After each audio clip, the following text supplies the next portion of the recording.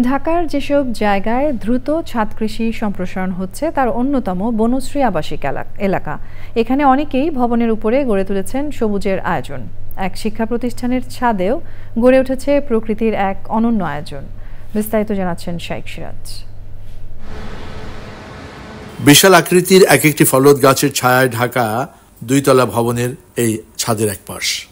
দূর থেকে দেখলে মনে হবে গ্রামের বাড়ির কোনো আঙিনা, যা পরিকল্পিতভাবে নয়, প্রকৃতির স্বাভাবিক প্রবাহেই বেড়ে ওঠার সুযোগ দিয়েছে ঢাকার বনশ্রী আবাসিক এলাকার আলহাজ লায়ন এম এ কুদ্দুস এবং তার স্ত্রী হাসিনা মুমতাজ। এখানে আমরা প্ল্যান করে কোনো গাছ করি না, এটা প্রাকৃতিকভাবে ওই আমাদের যে তরি তরকারি, ডিমের খোসা, পেঁয়াজ এগুলো ফালাইছি, এইটার মধ্যে এই গাছগুলো হইতেছে। জানা গেল এই গাছপালা এবং ফলজ বৃক্ষকে ব্যবহার করা হয় এখানকার শিক্ষার্থীদের ব্যবহারিক পাঠেও।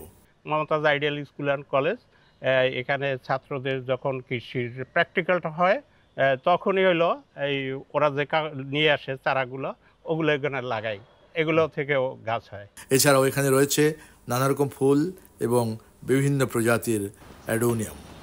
অন্য দশটা ছাদ কৃষির মতো এটি কোনো পরিকল্পিত ছাদ কৃষি নয়, অর্থাৎ মাটি তৈরি করা, গাছ লাগানো তা না।